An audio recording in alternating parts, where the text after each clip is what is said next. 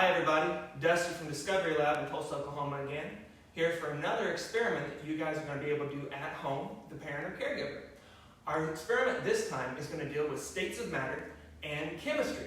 We're going to be making Oobleck. If you'd like to make along with me, let's get our ingredients together.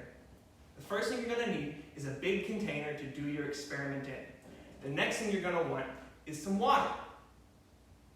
You're also going to need some pure starch. I'm going to be using cornstarch, but you could substitute for potato starch, tapioca starch, arrowroot powder. Any pure starch will work for this. However, you might have slightly different ratios. That's okay. You're also going to need some type of measuring device. You can use measuring cups. You could even just use a regular old cup. Make sure you get a small cup if you do use just a regular cup. A big cup's going to make it a little bit harder to play with our ratios. You'll also need a stirrer, a spatula, a spoon. You can even get a chopstick, whatever you guys like. This part is optional, but if you guys want to make it a little bit more fun and colorful, you guys could get some liquid watercolor, some tempera paint, some food dye, whatever you got to make our Oobleck all kinds of crazy colors. And lastly, if you guys would like to keep this for later, you need a disposable tub that has a good sealable lid or a Ziploc bag to keep it airtight so you can play with your Oobleck later. So while you guys are gathering your supplies, let's talk a little bit about states of matter. Now, there are three basic states of matter whenever we're talking about science. The first one is solid. So you can see right here, I've got some ice. Now my ice is a solid. If I take it out and I set it on the table, my ice stays in the shape of an ice cube. It doesn't change shape until it starts to warm up and melt and change state. My ice will melt into liquid water. Now, water is a fluid, and that means it's going to take the shape of whatever container it's in. Right now, it's in the shape of this container, kind of a cone shape. But if I pour it into this container, it's changed shape. It's now the shape of this container. If I was to pour it on the ground, it would take the shape of a puddle and fill the ground. So the difference between a solid and a liquid is that a solid has a set shape. It stays in one shape, whereas a liquid will take the shape of whatever container it's put in. Now, the last state requires a little bit of energy. So I've got my kettle right here. I've got some water in my kettle, and it's going to heat up the water, adding energy to it. Now what's happening as I'm heating it up is all these little molecules of water are getting more and more energy. Imagine these balls are just little molecules of H2O. Whenever they were a solid, like ice, they were stuck together really, really tightly and couldn't move. As I added a little bit of energy, they're able to move and slide around each other as a liquid. Now as I add even more energy, they start flying all over the place, bouncing around. This is going to cause my water to turn into a vapor or a gas. That's our third state of matter. Now, if you guys have ever had hot cocoa, hot tea, or if you've ever seen like soup bubbling, you've seen steam rising. That is an example of the water molecules getting enough energy that they can convert into steam and rise up. Similar to fluids, gases want to fill the container they're in, but they don't have as much pull of gravity to pull them down into the container, so they'll expand and fill the entire room. They have enough energy they can bounce all around. For instance, this room is full of oxygen, a gas. The oxygen fills the room to every single corner. So now we can see that my water has started to boil. I'm going to go ahead and I'm going to pull it out so you guys can see. If I pour it in to this one right here, you guys will see all that steam coming out of it. That steam coming out, that's all the water that's being converted to a vapor or a gas. So to reiterate, our three states of matter are solid, like ice, where the particles are really mashed together tightly, liquid, like water, where they've got a little bit of room to move around, and gas or vapor, where they have so much energy they can bounce all over the place. All right, hopefully you guys have grabbed your supplies and you're ready to get started. Now, the fun thing about making our Oobleck is that it's a ratio. What we mean by a ratio is that we don't have to have a specific measurement as long as they're relatively the same measurement. We're going to do what's called a 2-to-1 ratio. That means I'm going to put twice as much cornstarch as I am going to put liquid in. So if I'm using a 1/4 cup, I would put 2 scoops of cornstarch and 1 scoopful of water in it.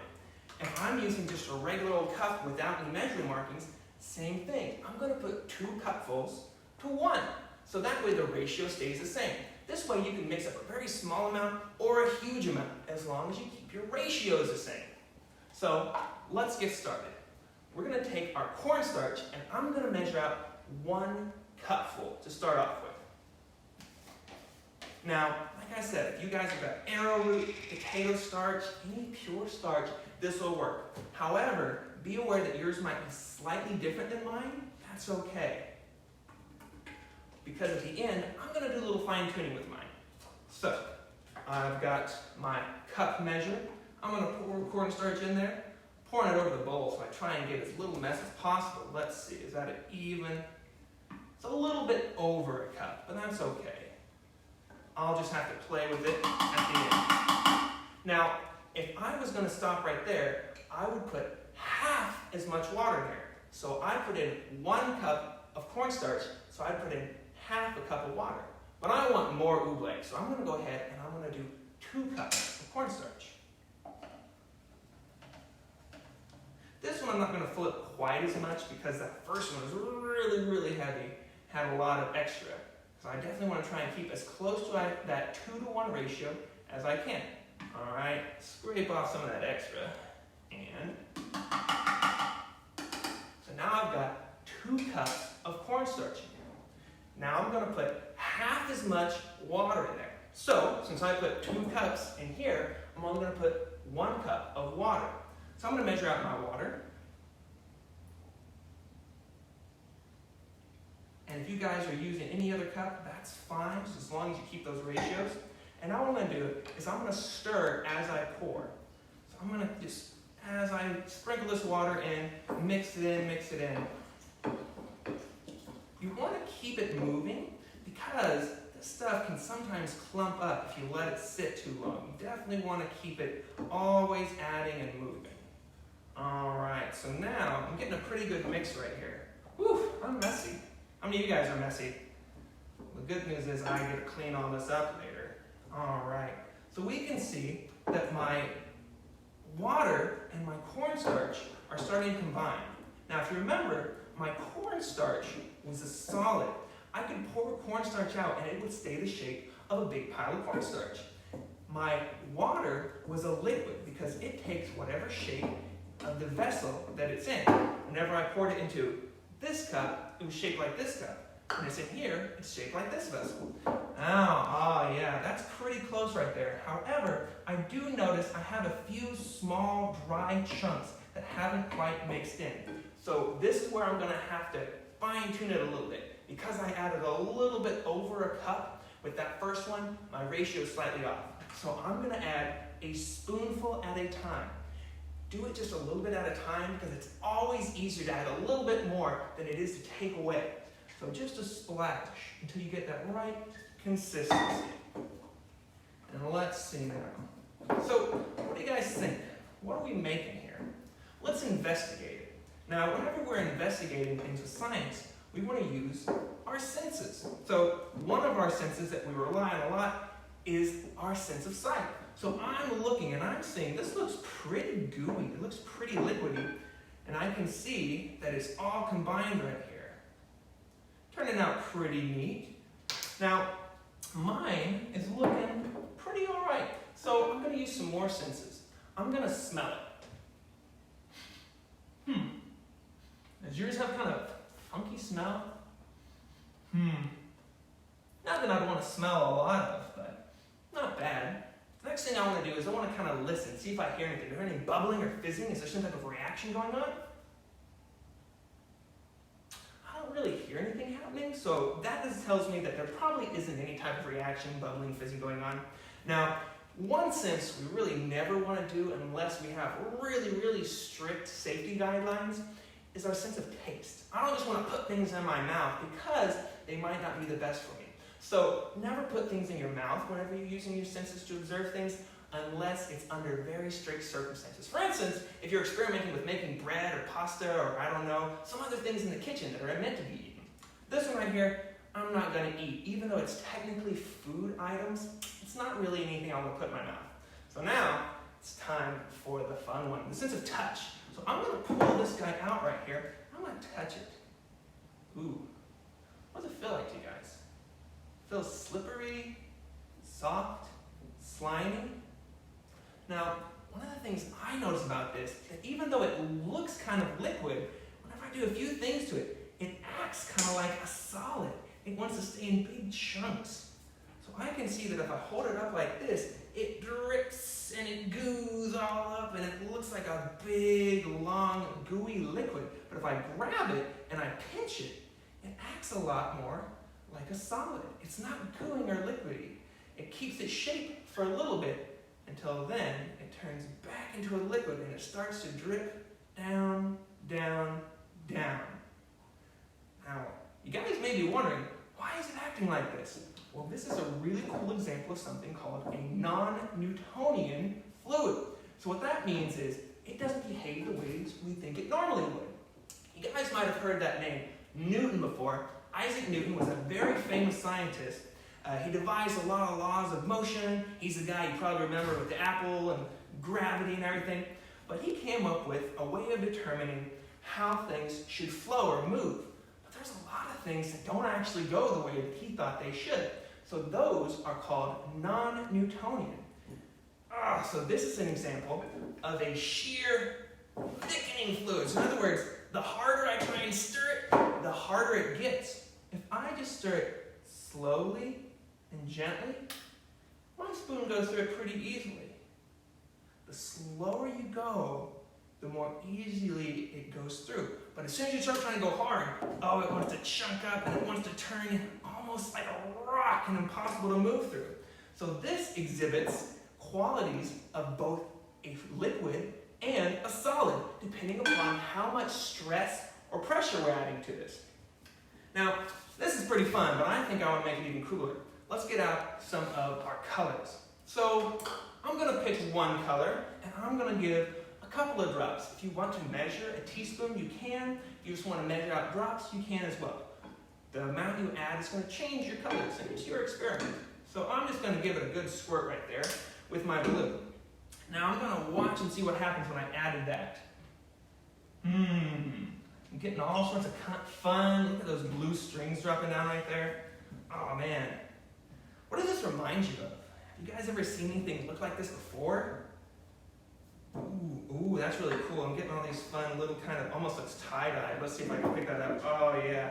Look at that dripping down. That's fun right there, isn't it? Now, you may be wondering, why does it behave this way? We talked about the three states of matter, and this one looks like a liquid, so it should act like a liquid, but the reason is because it's actually a liquid that has a solid suspended in it. My cornstarch is still solid, my water is still liquid. What's happening is those little particles of cornstarch are kind of floating in the water, and they're able to kind of move around each other. They can kind of change shape whenever I'm gentle with them. But whenever they get a lot of pressure, they get squeezed down and they don't move very well. So whenever I push down really hard, that makes those little molecules, instead of having a little space, they squeeze down tight. And so that's what's happening, is they lock together whenever I try and push them together. So that's why it's acting that way. Ooh, what color did you guys do with yours? I don't know, this blue is pretty cool. I kind of don't want to mix it anymore. I love all the stripes and everything's happening. But I know as I mix it, it'll start to get together and I'll end up in this kind of fun light blue. And let's get another big, oh, that's so fun. How it strings out like that. So how many things have you guys seen in your house that behave like this? Believe it or not, there's actually a lot of things that are considered non-Newtonian fluids. And I'll bet you use a couple of them on a daily basis. How many of you guys have ever had syrup or honey? Yeah, whenever you guys try and get it out, it feels really thick and really hard to get out. But if you give it a good squeeze, it comes right out. If you just hold it upside down, it really wants to stick in the bottle.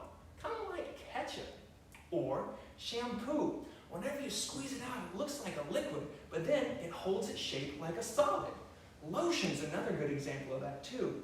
It has properties of both a solid and a liquid, depending upon how much pressure or stress it's under. I'm going to go ahead and I'm going to add another color so we can see how it kind of mixes together. What do you guys think? Should we do green, yellow, or red?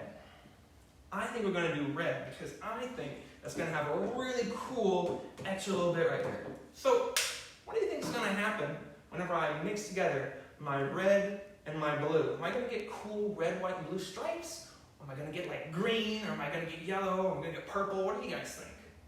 Well, that's the fun thing about science. Whenever we have an idea, a guess, or a hypothesis would be the science term for a really good guess, we get to test it. That's what experiments are. They're testing our best guesses. What are some guesses or ideas you guys have about this experiment? Could you do that at home, you think? I bet you could.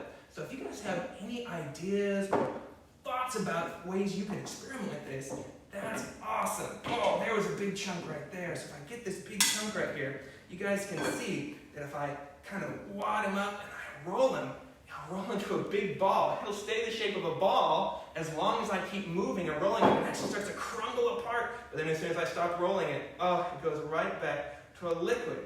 Now it's turned purple. So I was telling you guys about a few other things you have in your house that are non-Newtonian substances. Now, our word for how things kind of ooze or flow or move is called viscosity. If something's very thick, very viscous, it doesn't want to go out very easily. If you've ever tried to pour out like molasses or syrup, you know it's very thick and gooey. It doesn't really want to come out very easily. But something like milk or orange juice comes right out real easily. So I have a really fun way to show that to you. I've got these tubes right here, and they've got balls inside of them. Now, I'm going to flip them over, and we're going to see which one the ball goes down the fastest. Which one do you think? So let's see. Which one do you think the ball's going down the fastest? I've got red, green, gray, blue, and black tops. You can see they're all pretty close to the same color. This one's a little bit more yellow, but the rest of them are pretty clear. All right, you ready? 3, 2, 1. So I flip them over, you guys can see those balls start sliding down, and this one's already at the bottom. This one just got to the bottom. This one got to the bottom. This one's almost the bottom. You can see this middle one, this gray one, is taking forever. This is a very thick or a very viscous liquid. It takes a lot of pressure to move it out of the way. This one was very thin. It was not very viscous at all. So the viscosity or the thickness of things can change depending upon the pressures we put it on. How many of you guys have ever tried to get toothpaste out? Sometimes it takes a lot of pressure to squeeze it out, and it comes out looking a lot like liquid. But when it sits on your toothbrush, it stays the same shape. Ketchup's a pretty fun example. If you guys have ever had to try and get ketchup out of a bottle, you know sometimes it gets really, really stuck in there like it's solid. But if you give it a couple of good whacks or a good shake, it comes out a lot more easily. Ketchup is the opposite of my Oobleck. Ketchup actually gets thinner the more pressure or stress I put it under, instead of getting thicker. So to show you, I'm going to take this guy right here, and I'm going to squeeze out some ketchup in here. So you guys can see my ketchup stays in there really solid. It doesn't want to move around. It doesn't behave like a liquid. But whenever I open this up and squeeze it with the pressure, you can see it drops out like a liquid. So as I squeeze or add pressure to it, it turns more liquid. But as I stop adding pressure, it turns more solid. The opposite of this guy. And there's a little bit of that. So now you can see it's staying the same shape. It's kind of mounted up. It's not moving very much. But if I add some force or some pressure to it, some shear strength, you can see it behaves a lot more like a liquid. So as I'm spinning this guy around, it's acting like a liquid. But as soon as I stop, it'll go back to being a solid, all congealed there together. So this is another example of a non-Newtonian substance. What are some things that you guys can do at home to test to see if they're non-Newtonian substances? Remember, there's a lot of different ones. Some of them will change with temperature. Some of them will change with time. Some of them will change with force. They might get thicker, more viscous, or thinner, less viscous with time. So let's go back to my Oobleck and take a look at this guy. So yeah, he's just nice and smooth as I draw my spoon through here nice and slowly. It wants to just kind of follow it. If I try to poke it, if I just try and gently put my spoon in, goes the bottom. But if I try and stab really hard, it's like a brick wall.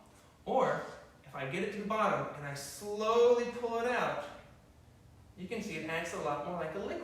But what happens if I try and pull it out really, really fast? Oh, did you see that? It stuck so hard to my spoon, I actually lifted my bowl off the table because it was so solid and stuck on there. Whoa, I should probably stop. That's glass, and I don't want to clean up a lot of glass. But this is so fun to play with because it's so simple to make.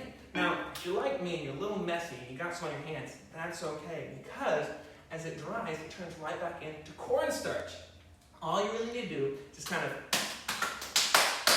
dust your hands off or get a dry towel and just wipe them off. As you get more water on it, it's going to turn back into this oobleck. It's going to be sticky. It's a lot easier to wipe it off when it's dry than whenever it's wet. So that's my tip for you guys.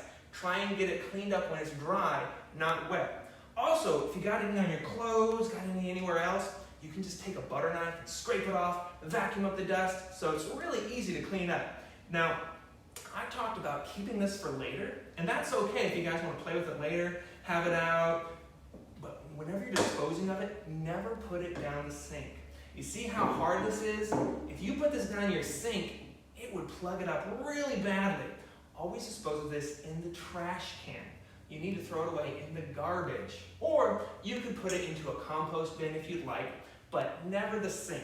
Because, like I said, you don't want that stuck in your pipes. Mom and Dad would not be happy with you. Plumber wouldn't be happy with you. I don't think you'd be happy with you if you plugged up a lot of stuff. All right, so now we can see I've got this beautiful purple. Now I'm going to do something. I'm just going to roll it around so you guys can see it flows so much like water. It just wants to kind of curl around it. But if I try and shake it upside down, it doesn't come out. That's because I'm still adding force to it. Whenever I shake it, I'm still adding that force to it. So no matter how you add that force, stirring, picking it up, dropping it, whatever, it's going to behave differently. Let's scrape this down so we can see it again. Something else that's fun is this guy has different densities. What that means is that it's got different weights. So if I added a little bit more water, what would happen is this guy would get even thinner and it'd be less dense. How many of you guys have ever been swimming and you're able to float really easily? Cool. That's because you were less dense or lighter than the water. So now if I take a wooden ball and a metal ball, which one do you think is more dense? The wooden ball or the metal ball? The metal ball is more dense. It's heavier. The parts that make it up are crunched in there so tightly. So if I drop my wooden ball in here, it starts to sink down a little bit slowly. But if I drop this guy in here, oh, he hits with such force and he sinks all the way to the bottom. He's so dense that he wants to roll all the way to the very bottom and get completely covered up. Now I'm trying to pull him out. Oh, it's stuck in there really good. Whew. Now, what color did you guys turn? That sounds pretty cool. Well, let's go over the things that we talked about in our experiment today. So the first thing we talked about is we talked about states of matter. Remember, our three basic states of matter are solid, like ice or rocks. Liquid would be something like milk or water. Gas would be things like oxygen or water vapor, air. As we get hotter, we tend to go from solid to liquid to gas. Just like how my ice cubes melted as they got hotter and hotter and hotter. They turned from solid to liquid, and if I heated them up all the way, they turned to gas.